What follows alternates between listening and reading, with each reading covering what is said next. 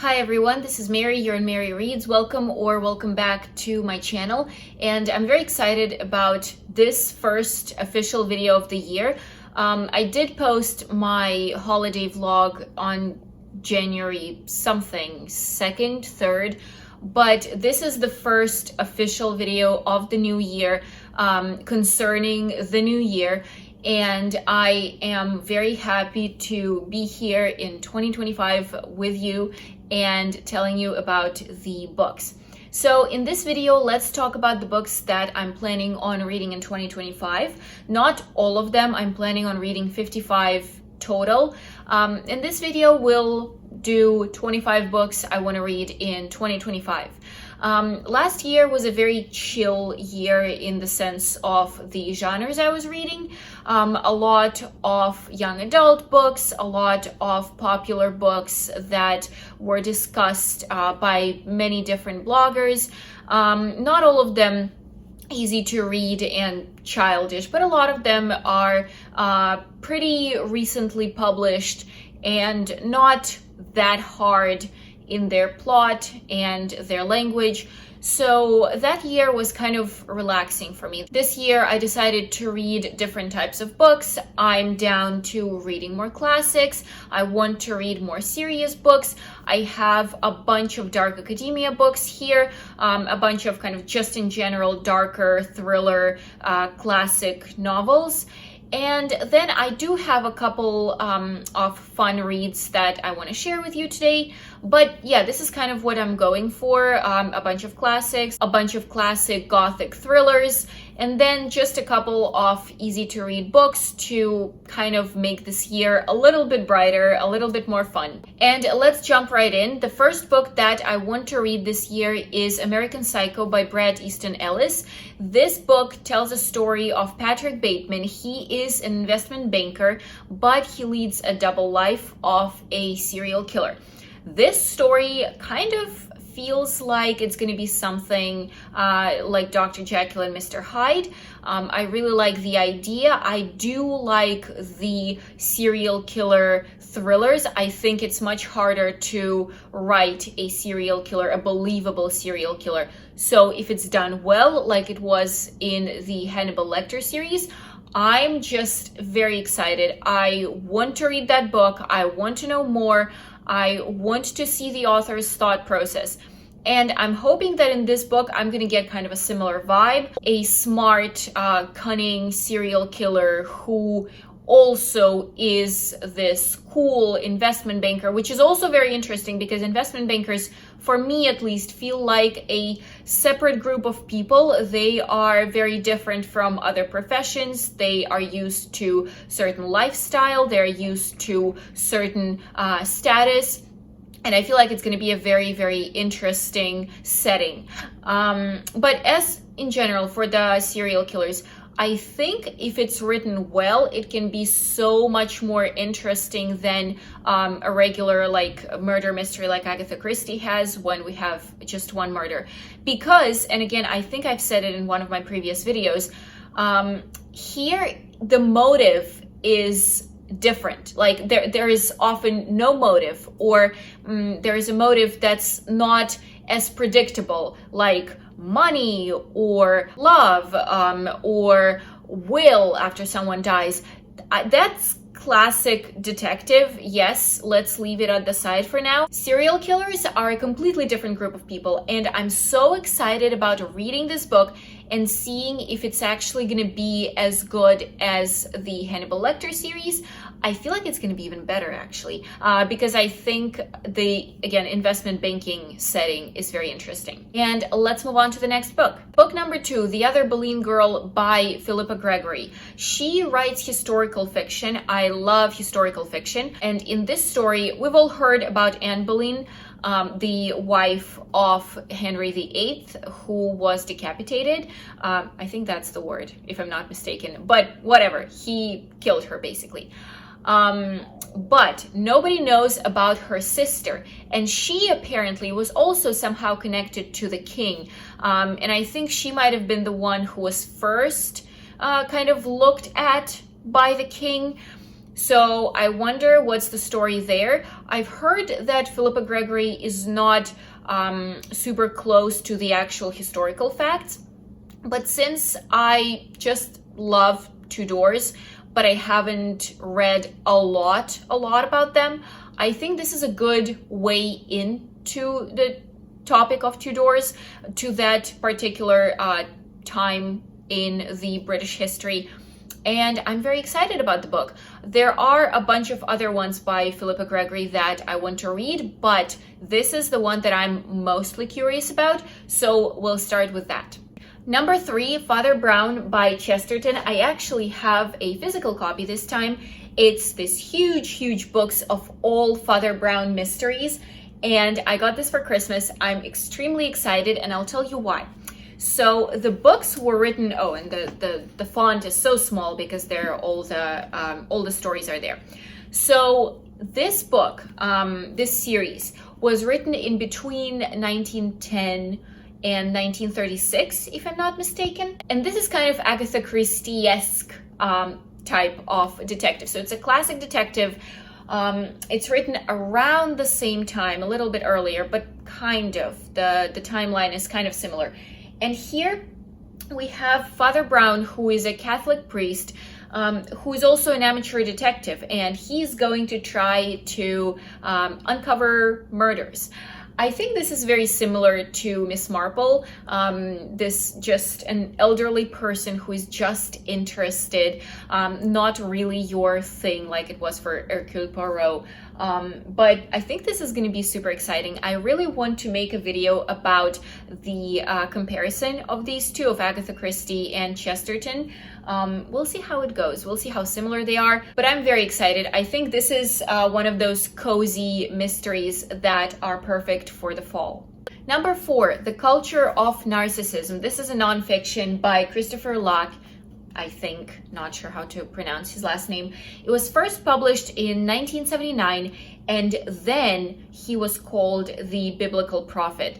And I think that this book is going to be a great representation of our American society today. I think it's going to be a very relevant book because narcissism is just spreading, it feels like. It feels like we see it more often nowadays. And I wonder how we got there, what to do with it, how it presents itself. And maybe we got so used to some narcissistic traits that we don't even notice them anymore. So I wonder what this book is going to give me. I'm extremely excited because this is a topic that interests me a lot, just how we as a society develop and what we can expect. So I'm hoping that I'll get a lot of interesting facts from this book. Number 5, Sex and the City. Slightly inappropriate cover, I guess. Got this book from the library. I'm planning on reading it probably next week, actually. But I got this book because I was rewatching the TV show recently, well, last year at this point. And then I realized that it's based on a book by Candice Bushnell. She was a journalist for some newspaper, kind of like Carrie, and she used to write articles. She had her own column, and they told her you can write articles about whatever. So she wrote about her friends, about life in New York City. So basically she was Carrie. And the first season is very strongly based on this book. So I decided to read it and see kind of the prototype of the TV show. I think it's going to be super interesting because those people we see in the TV show are real people, her friends. And of course the names were changed, but we'll see how real people acted. I want to see if it's similar to the TV show. Yeah, I'm very excited about this book. This is going to be an easy read for the weekend, probably. Now let's move to the dark academia section. I love dark academia. I think it's a great aesthetic. It's a great genre. I've heard that it got very popular during COVID when people were, well, students were sitting at home, having to study at home, motivate themselves. So they needed to kind of romanticize their studying process. And this is when The Secret History got another wave of popularity. That's when a lot of new dark academia books were published. And I've only read Secret History and then The Dead Poets Society, which can be considered dark academia, like very, very early stages of dark academia. And I wanted to know more about the genre. I wanted to see if there are any other representatives of the genre that I would like. And so I did my research. I found a couple of books that I think are going to be actually good, and here they are. The first one of the dark academia genre, the sixth one on our list, is Gentlemen and Players by John Harris, and it's considered like an early representative of dark academia. It was written when dark academia was not a thing, but it has a similar vibe. So this is a dark psychological thriller set in the grammar school for boys, and we will have dark secrets, we'll have revenge. Not sure if we're gonna have murder. I would assume we do. And I don't know anything else about the book, just that it is a psychological thriller set in the grammar school for boys. Take it or leave it. That's what I'm very interested in. I'm gonna start with this book, actually, my dark academia journey. Next, The Magus by John Fowles. This story follows an English graduate who teaches English on a small Greek island. Something starts happening to him. He starts thinking that he is a master trickster, and these illusions just get darker and darker with time, and they become more and more dangerous. I think we are going to have a murder here. I'm not sure who is going to be murdered. And again, I don't know anything besides just the general kind of setting, but very, very excited. Now, this one is interesting. So this is the closest book that got to the dark academia genre out of those that were written before dark academia actually existed. So if you're looking for a book that is dark academia and you're not sure what to read, this one would be the closest to the dark academia as we know it today. And it's called The Picnic at the Hanging Rock by John Lindsay. This book tells a story about girls. It's set in the school for girls who are allowed to go out of the school one day a year, and it's February 14th, and these girls are planning a picnic. And everything goes well until 3 girls and their teacher go missing. So we are going to kind of follow that story, figure out what happened there, what happened to the girls, what happened to the teacher. We'll uncover this mystery. And I think this is a very, very interesting vibe, very interesting and mysterious setting. This closed school for girls, just girls themselves. You would think that, oh my God, whatever happens in schools for girls, but apparently something does. So very, very excited about this one. Number 9, we're kind of getting out of the dark academia genre, but we're still in this dark books kind of setting. So I've read Dracula last year, loved it so much, realized that I don't know a lot about vampires and there is so much I can read about. So I decided to read The Interview with a Vampire by Anne Rice. Heard a lot about this book, watched a movie that actually freaked me out a little bit. I don't know, so something was weird about this movie, but also I was 16, so I'm very well aware that at 16 my perceptions were very different from what they are now. So I want to read the book. This is a story of a man who turned into a vampire in 1791 when he realized that he's unhappy. He is, well, not depressed, but his life is not what he expected. And he turns into a vampire. But his life of a vampire does not really change. He still feels the same way. And this story is going to discover topics like morality, love, of course, immortality. We are going to have this kind of interaction with this very old vampire who knows life, who is tired of this life. I'm really hoping that this time I'm gonna like the book more. We'll see. I don't have super high hopes, but I've also heard somewhere that the book is better than the movie. So I'm looking forward to it, and I'm hoping that I will like it and have it on my shelves. Number 10, The Collector by John Fowles. I've been looking at this book for a very long time, and for some reason, The Collector and The Perfume, even though they're written by two different authors, for some reason they are in the same kind of group for me.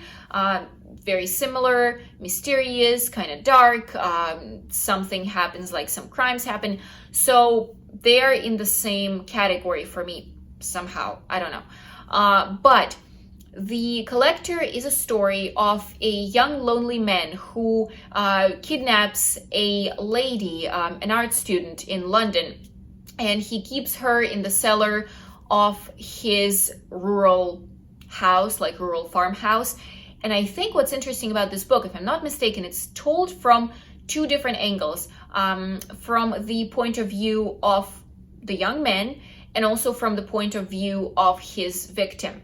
And I think it's going to be a very interesting dynamic because obviously they have different perceptions of what's going on, even though the situation is the same. So I wonder how it's going to go, if the lady's view of him is going to change with time. So if there's going to be some sort of a Stockholm syndrome, if he's going to change somehow, if his thoughts about her are going to change.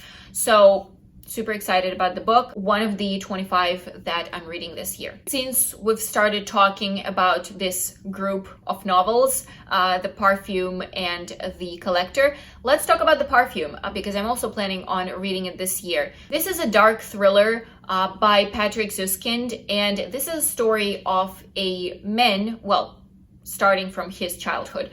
He's born in 19th century France, and he has this amazing sense of smell. He can smell anything. And since he's a child, he starts his journey. He learns the different odors of Paris. He learns how to distinguish them. And then when he grows older, he becomes an apprentice of a perfumer. Perfumer? Not sure. And this is where he learns more about the scents, how they can be mixed, how the oils work, how herbs work. Very interesting. I'm pretty sure all of you know the spoiler to this book, kind of like what the crime is, but I'm not going to say anything. Just believe me that the book is going to be super intriguing. I am looking forward to reading this book because I've wanted to read it since 2020. It's been in my plans for like 5 years at this point, and it's time. Number 12, a dark horror story, Rosemary's Baby by Eyre. And this is a story about a young woman, Rosemary, who moves into this New York City Gothic historic building with her husband, who is an actor, I think, not a very successful one. And their friend tells them that this particular building has some weird story about witchcraft and murder. So please do not move in there. But they disregard his warnings. And I would assume something mysterious is going to start happening. Number 13, The Decagon House Murders by Yukido Ayatsui, I think. I'm not very good with Asian names and last names. I'm sorry about that. If I made a mistake, sorry. But this is apparently a kind of a retelling of And Then There Were None by Agatha Christie. And that's one of my favorite Agatha Christie stories. I still have 10 on my shelves that I promised to read, and I'm going to. I'm going to. But this is another retelling. This mystery club, university mystery club, decides to go on an island that has a lot of unsolved murders. It's known for those murders, and I would assume these kids want to figure out what's happening there. They would like to try to solve those murders, but I guess something is going to start happening to them. I don't know if this is a pure thriller and mystery, or we're going to have some sort of like weird magic and ghosts. I don't know. I don't think there will be, but I'm not entirely sure. So if you've read this book, let me know if it's actually good, because retellings I'm usually kind of suspicious about. It's a very hit or miss. So if you've read this book, please let me know if you've liked it. Number 14, Shawshank Redemption by Stephen King. I've been looking at this book for a long time. I haven't watched a movie. I haven't had any sort of spoilers before, so I have no idea what's going to happen. But this is apparently, so our narrator had a friend in prison who was wrongfully convicted of a murder. So he's a banker, I think. And he's going to go through all of the horrible situations in prison while hoping still that the truth is going to come out and he will be let go. And by also his resilience. I don't know what else is going to be there, and I don't want to know. I want this to be a completely blank space that I'm going to fill with the plot, with the images on my own. I don't want any spoilers. I don't want to know anything about this book. Now let's move to classics a little bit. Even though we've already had some classics, like Rosemary's Baby, I'm pretty sure is considered a classic at this point. But let's move to classics section. And the first one is In Search of Lost Time by Marcel Proust. I don't know, is it pronounced Proust in English? Because in Russian it's Proust, and that's how I know it. I have a very tough time with last names, and I've had that problem since I've got here. This is a story about a man. It's set in late 19th century, early 20th century France. So we're following this man's childhood and adulthood. He is born into a high society and how his life just goes, what happens to him, what the high society is like. And I think this is going to be super cool. I love those stories when people are lost and they're trying to understand their lives. When people seemingly have everything, but something is missing from their lives. Where people are climbing up the ladder to get the social status. I love those kinds of plots. And I think this is going to be one of those books. Next, An American Tragedy by Theodore Dreiser. After I've read Sister Carrie, he has become one of my favorite classic authors. This is crazy. I have not expected him to just sit in my heart so, sturdily. I really want to read The American Tragedy. I've heard that it's amazing. It's going to follow supposedly, I'm not entirely sure, but I've read that it's going to follow a real life murder case. And it's going to be about this man who is trying to find success and social status in the American society. So we're going to look at the American dream, but also not just the American dream, like having a house, having a car, having kids, having a dog, whatever it is, but also the other side of it. So I guess we will look at the poor side of American society and how people are trying to climb out of it and into a higher society. Not sure how the murder plays a role here. So did our main character commit a crime, or is that something that affected him and his family? Not sure, but again, very excited. I feel like I'm saying very excited about every book here, but I'm going into this year with so much energy. I feel like this year is going to be such a good book year. So if I keep saying I'm very excited, I'm sorry. I'm not sorry. But the next book is Jane Eyre by Charlotte Bronte. I've read this book a long time ago, probably like 10 years ago. And I want to read it again to see how I've changed, how the story has changed for me. This is going to be a novel. I just had to pause the video because we had this huge, the loudest ambulance going just like near our building. And it was impossible to say anything, like you wouldn't be able to hear.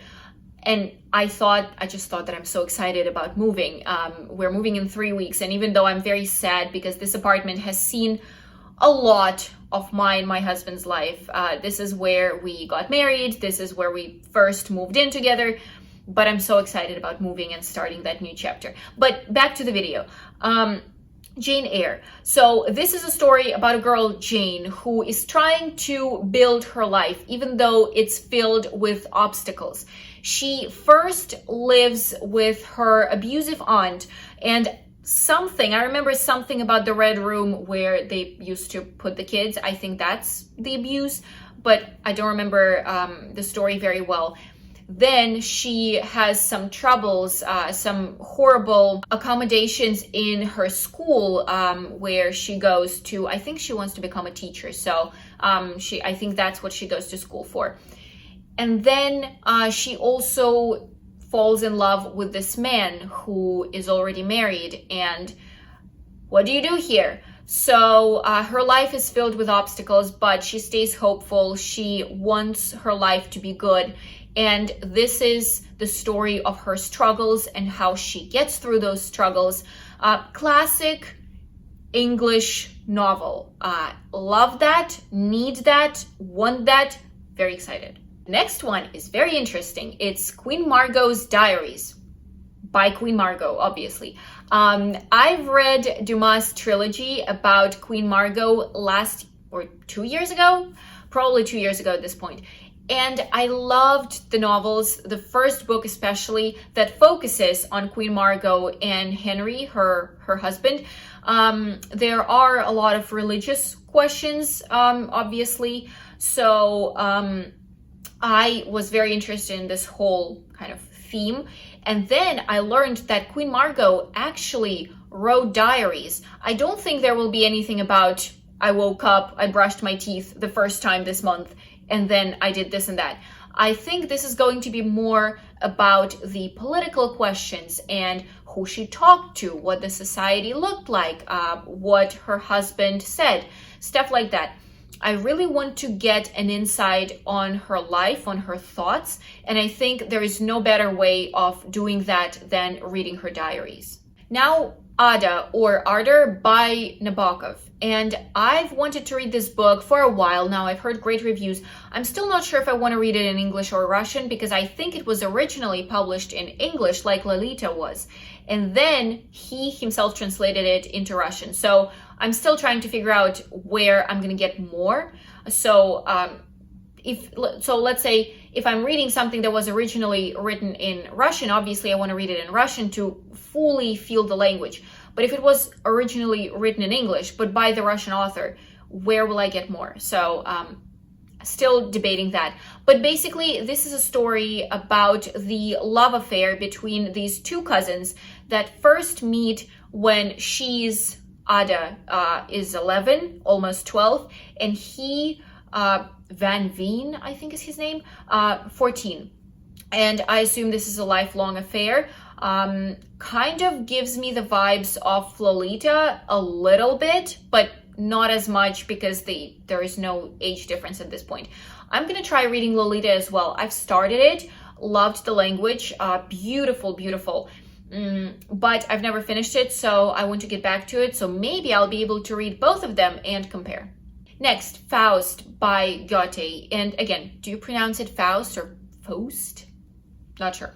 But basically, I've only read a part of it in school. We had like 2 weeks of reading it because we were reading Master and Margarita, and it was kind of, since Master and Margarita is somehow based on Faust, we had to read a part of Faust. But I am rereading Master and Margarita right now and love the theme of devil communicating with a person wanting something from devil, but obviously devil is not just going to be good and give everything to the person. So this connection, love it, very interested. This communication is cool. So I decided to also read the Goethe's Faust. I don't think it's going to take me a very long time. It's a play. The most important thing here is to read it and then fully understand. So I might read the play itself and then read a bunch of reviews, a bunch of essays that will kind of give me more insight on the story. Now, in the end, let's move on to slightly lighter books. Bridget Jones' Diary, forget who the author is, but kind of similar to Sex and the City, vibe is similar for me.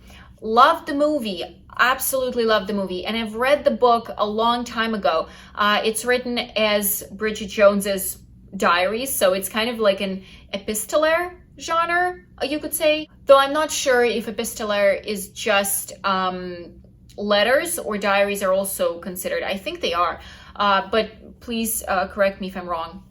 But basically, a very fun story, a retelling of Pride and Prejudice. I think everybody knows what the book is about. This is just a light read, maybe for summer or maybe fall. Next, Big Little Lies by Liane Moriarty, and this is a thriller. It's about three mothers who live in this very nice, very high society kind of beach town, and they all have secrets, they all tell lies, but something happens. One of them, or one of their kind, I don't know, I don't think it's one of those three, one of their kind dies, and or is murdered, not sure, and they have to change their lives. Not entirely sure if they are going to be trying to cover their secrets or they're going to solve the crime. But I love this vibe of, it's kind of like, it gives me a vibe of Desperate Housewives when everything feels so nice, so high up, but there is something going on behind the scenes. And the last two books, we're almost there. Number 24, The Enchanted April by Elizabeth von Arnim. And this is a story about four women who do not know each other or barely know each other. And they decide to rent a castle in Italy and spend a month there. And this is a story of friendship. I think it's going to be light and lyrical novel. I assume it's about the need to also be alone, because I would think they have families, they have some responsibilities, and how important it is to kind of decompress, spend time just on your own. I think this is a great read for April, obviously. And our last book, number 25, is Dune by Frank Herbert. I know that it's a series, but I want to read at least the first book for now and see if I like it or not. I've heard very different reviews and I haven't watched a movie. So this is a sci-fi novel. It talks about kind of this interstellar society, people who came out of humans, but I assume something has changed in them through years and through living in outer space. But basically, it's a very feudal society. And the story starts with this family saying that, yes, they will steward this one planet. So it's about, I think, their son. Not entirely sure. But it should be curious. It should be cool. I've read a lot of sci-fi with Andy Weir. So I'm kind of a little bit, at least, understanding the genre. I'm into it a little bit, so I think it's going to be easier for me to read. Aha! I was wrong. We have another book. So that one was book 24. Now book 25, The Portrait of a Lady by Henry James. This is a story about a young lady who is not happy with her life. And she inherits this big sum of money. She finds it very overwhelming. In general, she finds her life very overwhelming, but it gets even worse when she becomes a victim of two con men who are American expatriates. Not sure what to expect, but I think this is going to be something very, very intriguing and interesting. Kind of like Sister Carrie. Something tells me it's going to be kind of a similar vibe. Not really, probably, because our main character here has a lot of money. Carrie didn't have anything. But just this life of a girl who is trying to get through it, who is trying to do something decent. Yeah, I think it's going to be cool. And these were all 25 books that I want to read in 2025. Please let me know what your plans for 2025 are. Don't forget to like this video and subscribe to my channel. Thank you for being here with me, and I hope to see you soon. Bye bye.